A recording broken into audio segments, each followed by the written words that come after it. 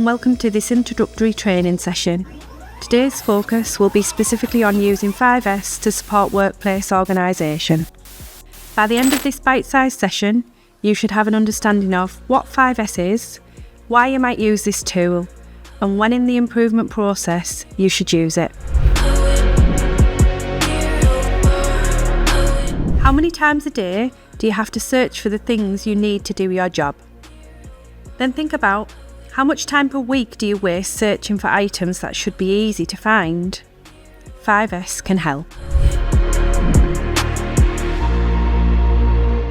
5S is an improvement tool which specifically aims to address workplace organisation. You would use this tool to better organise the workplace so that it is more user-friendly. This could be your physical or digital environment. If a workplace is disorganised, this can lead to waste and inefficiencies. In healthcare, this can lead to poorer quality of care and even safety incidents. The 5S tool should be used in the do stage of an improvement project because it forms the basis of what you will do to change your workplace environment and make it more user-friendly. The first stage of 5S is to sort through all items in the workplace and eliminate any unnecessary items. This may be broken items or things which are not frequently used. You may need to monitor usage of certain items in order to determine if you need to hold your own stock. Finally, you will need to understand what stock you use and over what time frame so that you don't overorder or underorder certain items.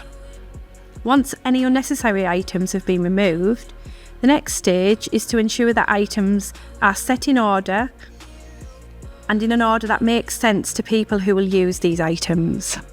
For example, it may be appropriate to sort paperwork in alphabetical order, to store medications by purpose, or to store all respiratory and suction equipment in the same area.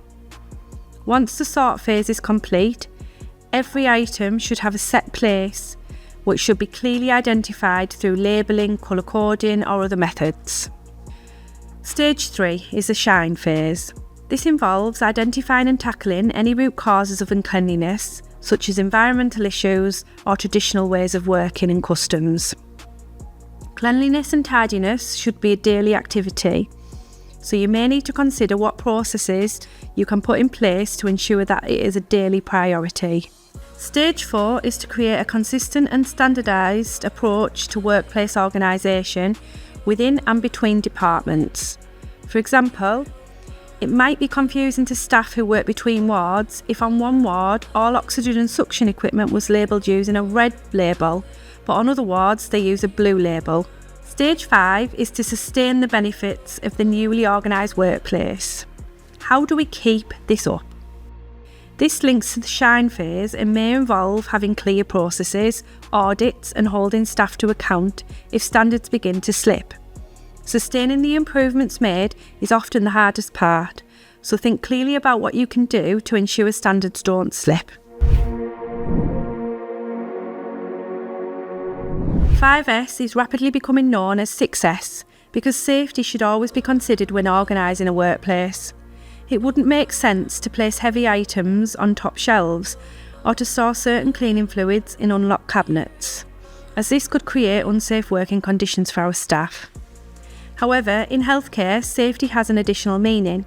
If we cannot find what we need when we need it, then this may cause unnecessary risks to our patients through delayed care. For this reason, cleanliness and tidiness is not a nice to have, but a necessity. To summarise, you can use this tool to better organise your work environment. Use 5S in the do phase of your project because it is the method you will use to improve workplace organisation. Try to involve the whole team in feeling responsible and accountable for workplace organisation. This will help to sustain any improvements made. Ensure you have adequate processes in place to sustain standards of cleanliness and tidiness. This may mean that staff are held to account and that workplace organisation is prioritised, managed and audited.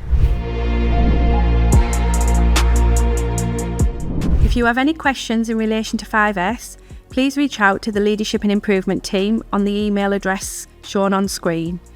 They will be happy to support your learning journey. You can also learn more about various improvement tools and techniques through our continuous improvement programme, which includes a variety of bite-sized, half-day and full-day training courses. Many of our courses are now CPD accredited, with many more to gain accreditation in the near future. We will keep you updated via our marketing, or alternatively see Strive events for the most up-to-date information. Thank you.